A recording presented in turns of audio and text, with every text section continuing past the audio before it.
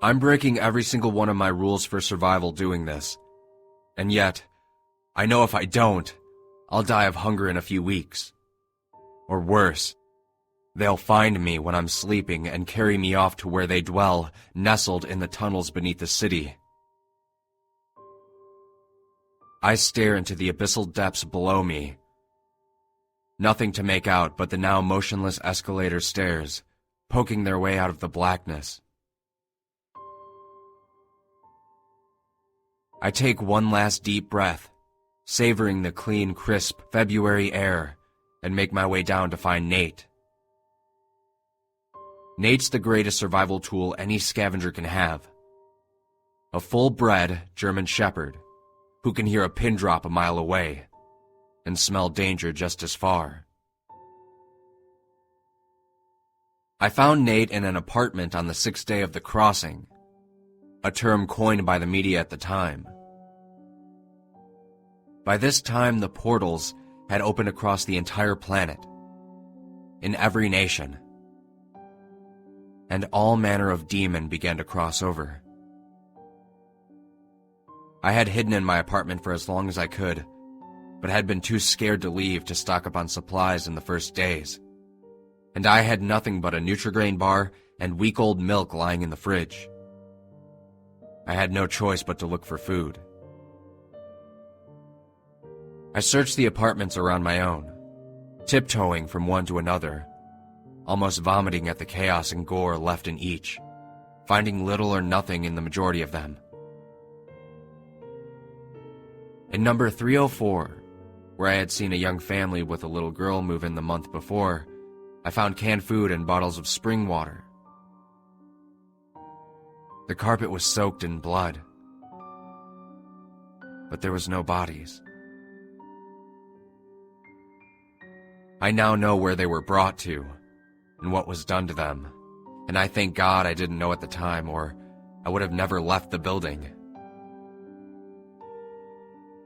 In what I took to be the young girl's room, I heard whimpering coming from a small cabinet by the bedside. As I opened the small sliding door on it, I found a puppy, no more than 10 or 12 weeks old. Immediately I fell in love, which is a rare thing when you're standing in an apartment block caked in the remains of its tenants. Ever since then, he's been my closest companion. But no less than 20 minutes ago, one of those demonic spawn grabbed him as I was searching a broken-down ambulance near the hospital. I heard a short, painful whimper, and rushed out to the street, only to see a gangly, malnourished limb of one of their stalkers vanish into the entrance of the subway on Grattan Street. They don't kill and eat animals the way they do humans. They use them, changing them into one of their own, altering their bodies. Dogs are always favored for their tracking skills and have marked the end of many a survivor. That's why I have to find him. If not to save him, to release him from the torture and cruelty that bondage to these things entails.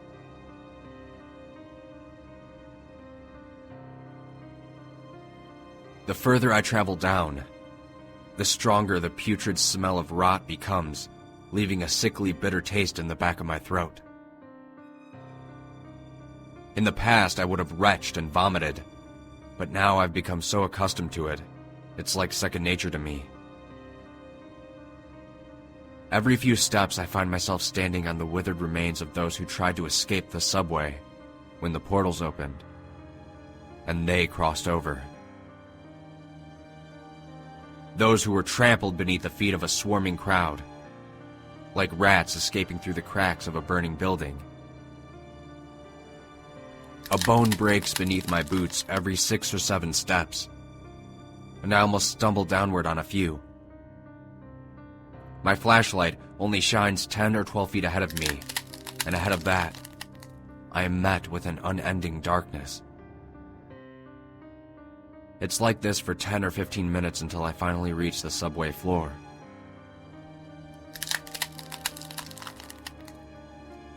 The smell is at its worst down here, and the floors are littered with bones and filth left over by those ungodly creatures further down the tracks. Suddenly, an inhuman shriek rings out from somewhere not far in the darkness, and my heart drops to my stomach like a ton of lead. I turn off my light and go prone into the cold tiles, my heart thumping against my ribcage and the floor beneath me. I hear a soft pitter-patter running along the ceiling somewhere to my right, and listen as it vanishes almost certainly down the tracks, into the depths, perhaps to alert its demonic brethren further down. I stand up slowly, almost expecting to see a creature jump out of the darkness towards me. But nothing. And after a reassuring deep breath, I make my way to the edge of the tracks and drop down. I twist the top of my cheap flashlight. As the light dims, I make my way down the tracks and towards their home. Towards what I almost know to be my certain death.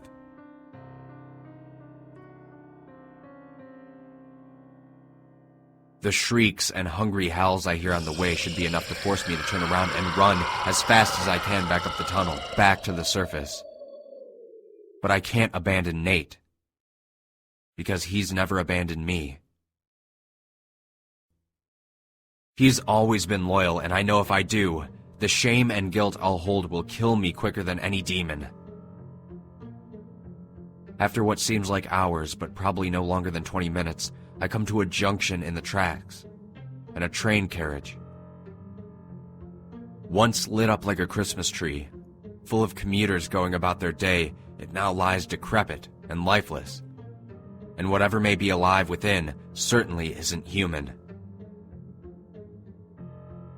The door of the carriage is torn open, hanging by no more than one or two of its hinges. I make my way past the door and into the carriage, and the first evidence of those things lies in front of me. Hundreds of prints, overlapping one another, left in blood from feet and paws and things that resemble hoofs, like those of a pig, but much larger. In some, you can make out the long claws and talons used to disembowel and dismember people like myself, people foolish enough to enter their domain. The howls are louder and closer now, no more than 4, maybe 500 meters in front of me. I don't walk, I crouch, and make my way through the carriage. Small pieces of entrails and viscera lie strewn across the floor of the carriage. I do my best not to stand on them, but I can feel the stickiness of the congealed blood and fluids beneath my feet. I can hear them outside the carriage, on either side, the crunching of bone and soft, wet sounds of them devouring flesh, snorts and growls as they do so. I feel like standing up and running away. My whole body and mind are screaming at me to. But as hard as it is, I ignore it and press forward, slowly but surely following in what I could only hope to be the steps of Nate's abductor. I see the end of the carriage in front of me. Once again, I go prone and begin crawling towards it. The flashlight slightly illuminating the sides of the door. When I finally make it to it, I'm met with a sight I know will never leave me until the day I die. In front of me, crouching over Nate and facing away, the figure of the stalker.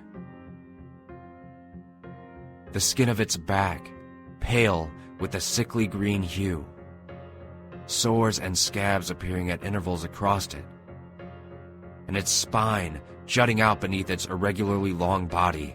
Its gangly arms lie by its side.